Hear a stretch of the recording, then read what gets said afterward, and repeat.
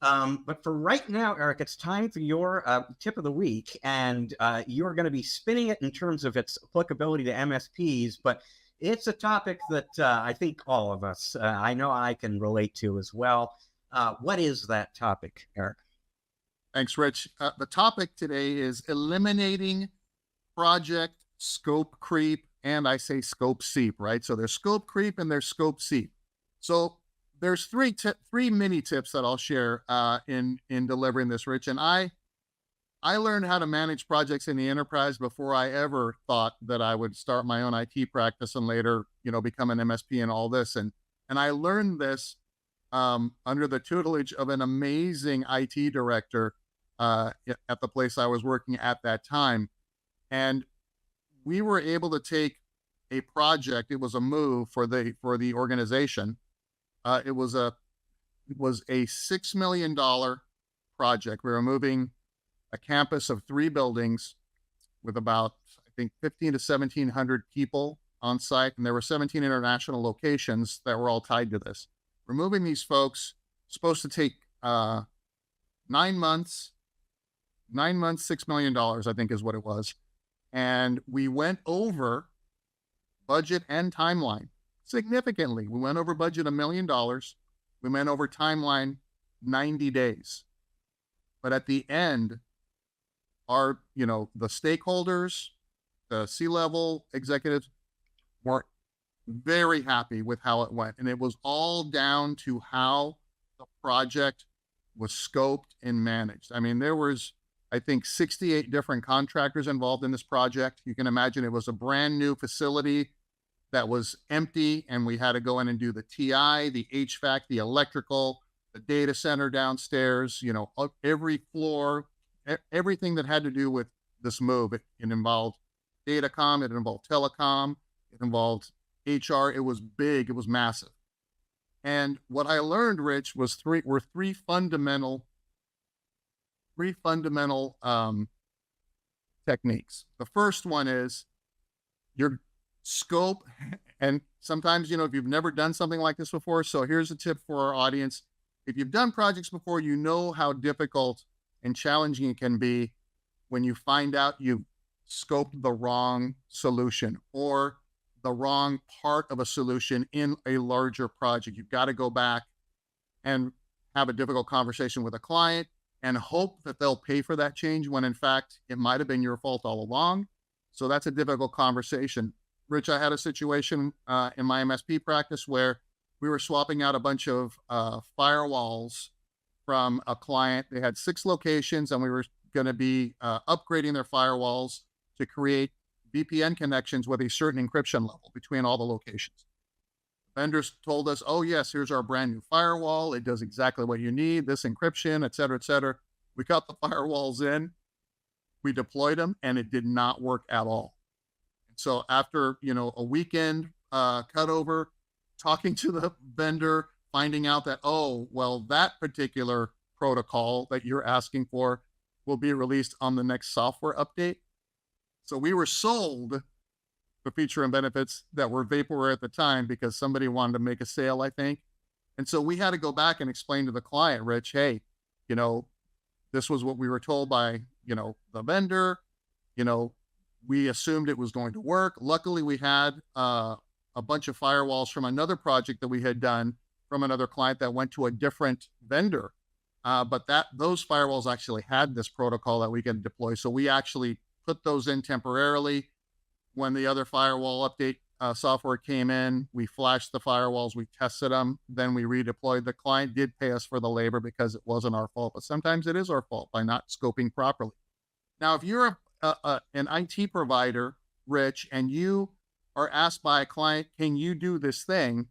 My experience, the sales team is always going to say yes, and the technical team is always going to say, what did you say that we could do? Right? So when you're getting those situations where, boy, it's a lucrative opportunity if you can make it work, but you have never done this before, my recommendation is to sell a proof of concept, right? So you get the client to say, look, we're going to test this maybe in a business unit or a small group of users if you can, and work out all the kinks and details. And we'll charge you X to do that. But when we do, then you agree to pay for us to roll it out to the entire, infrastructure or whatever that is, and we'll quote you on that. So at least you get paid for scoping it and figuring it out. So you're not doing it on your time, Rich, but the client agrees, okay, we're in this together. Let's figure out if this upgrade to our, fill in the blank solution or process or application will work. And then if it does, then we will deploy to the rest of the campus or whatever that may be. So scoping accurately, and if you're not sure, proof of concept. That's the first one. The second tip, Rich, phasing properly and conducting phase reviews. So when we're phasing a project out and not getting into the discussion about, well, what's a project and what's just a user setup, right? But if it's a project, to me, it means that it has multiple phases. You have risk and you have to implement change management. In case something goes wrong, you roll back or you do the change. Just like the firewall situation, it was change management that allowed us to work with the client to get them to approve the change and pay us to do that. So phasing properly means to me, Rich, not just logical points in time where you say, okay, this phase is done, we move to the next one, but it's also managing risk in a point in time when you have to make sure that that new server reboots and comes up, right? So at that point, that's a good point to say, okay, that's the end of that phase, not like in between stuff. So you can roll back in case something goes wrong and then attack it again and have the ability to roll back and go back to business as usual until you figure it out.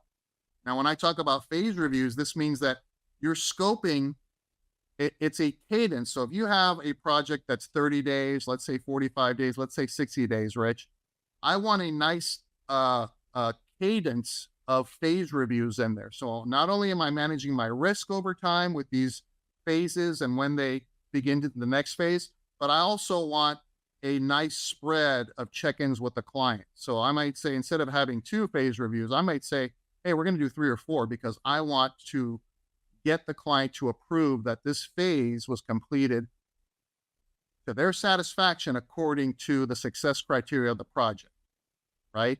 So I might give a little bit of a cadence in there to give me enough times to check in. And I write my project agreements, Rich, to say that if every phase of the project is deemed successful according to the success criteria and the client signs off on it, that means that the project can be officially closed and be deemed a success.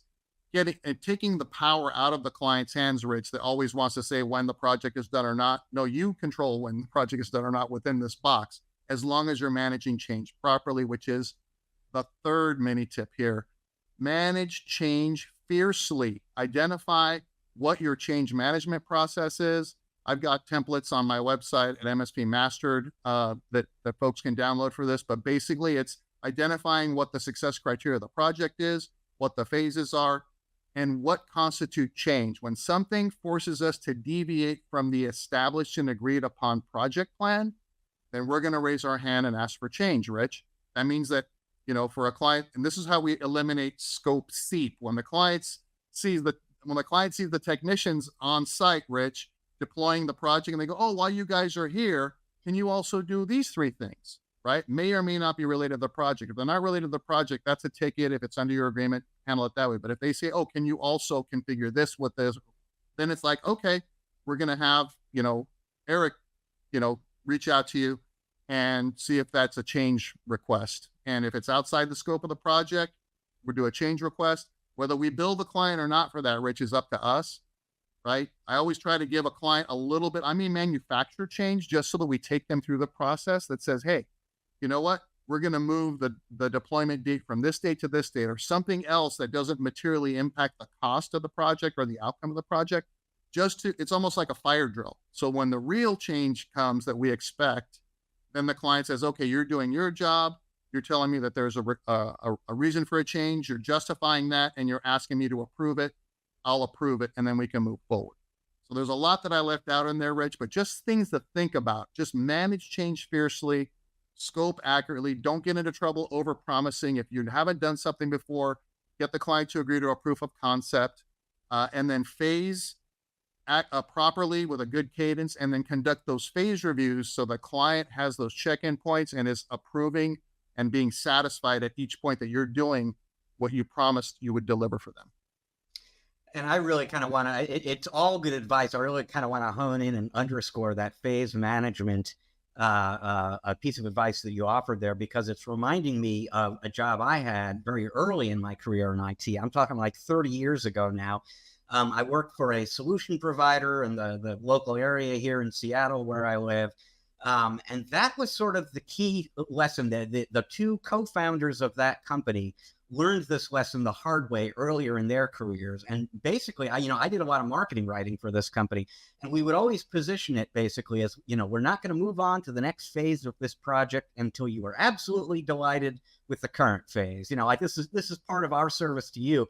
But really what we were doing is making absolutely certain that we got signatures verifying we have done the work that we agreed to in advance would constitute phase one, and on your way through the project there, so that you don't wind up in that situation at the end of the project where the customer is saying, well, no, you're also supposed to be doing these 8 other things. And it's very clear to me that was part of the scope, et cetera, or I'm not happy with this thing you did for me early on.